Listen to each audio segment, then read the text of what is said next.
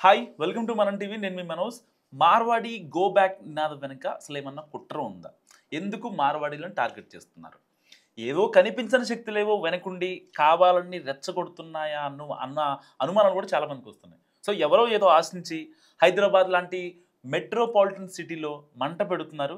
So ఎవరెవరికో personal intentions మొత్తానికి political colour పూసేసి ఆ సెంటిమెంట్‌ని రగిల్చే ప్రయత్నం చేస్తున్నారంటే కూడా అవుననే సమాధానం వినిపిస్తుంది. అసలు ఈ విషయంలో ఇప్పుడు ఏదైతే సో కాల్డ్ పొలిటికల్ పార్టీస్ ఎవరైతే ఉన్నాయో వాళ్ళ వైఖరేంటి? ఆ పార్టీ నేతలైతే మరి కనీసం రియాక్ట్ అవ్వాలి గదా! ఇదొక సోషల్ ఇష్యూ లాగా క్రియేట్ చేస్తున్న నేపథ్యంలో వాళ్ళెందుకు రియాక్ట్ అవ్వట్లేదు? తెలంగాణలో మార్వాడి గో బ్యాక్ అనే నినాదం ప్రకంపనలు రేపుతుంది ఒక 1 వీక్ 10 డేస్ నుంచి. దీని మీద సోషల్ మీడియా వేదికగా తీవ్ర స్థాయిలో వాదోపవాదనలు జరుగుతున్నాయి.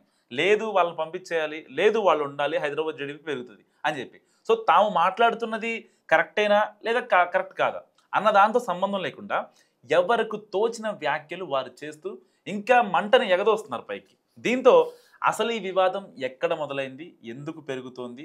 దీనివల్ల ఎవరికి లాభం? హైదరాబాద్ లాంటి మహానగరాల్లో ఇలాంటి వివాదాలు పురుడు పోసుకోవడం మరి రాష్ట్రానికి, నగరానికి మేలు చేస్తుందా, కీడు చేస్తుందా అన్న చర్చలు నడుస్తున్నాయి చాలా వర్గాల్లో. ప్రధాన రాజకీయ పార్టీలేవి ఈ మార్వాడి గో బ్యాక్ నినాదాన్ని సమర్థించట్లేదు. జాతీయ పార్టీలు కాంగ్రెస్, బీజేపీ అయితే దీన్ని బహిరంగంగానే వ్యతిరేకిస్తున్నాయి. ఎందుకంటే బీఆర్ఎస్ కూడా అదసలు తమకు సంబంధం లేని వ్యవహారంగా చూస్తుంది. ఇది మరీ విడ్డూరం ఒక రకంగా చెప్పాలంటే. మరి దీని మీద ఎవరికి ఇంట్రెస్ట్ ఉంది? ఎందుకు ఇంత రచ్చ చేస్తున్నారని అంటే అదంతా రాజకీయ నిరుద్యోగుల పని అన్న సమాధానం వస్తుంది కొంచెం దాన్ని డిగ్ చేస్తే. ఇలాంటి లేనిపోని వివాదాలను రేకెత్తించి తాము క్లిక్ అవ్వాలని అనుకుంటున్నారట కొందరు. ఎందుకంటే ఇలాంటి ఒక సోషల్ ఇష్యూస్ లాగా క్రియేట్ చేసి జనాల్లోకి తీసుకెళ్తే రేపొద్దున వీళ్ళు ఆఫ్ ద రికార్డ్‌లో మేమే ఆ ఇష్యూని లేగొట్టాము. ఎక్కడో పలానా మార్వాడి ఒక హిందూ మీద గొడవకు దిగితే మేము వాళ్ళ మార్వాడీలే లేకుండా చేసాం. ఇది రేపొద్దున వాళ్ళకి కలిసొచ్చే అంశం అనమాట.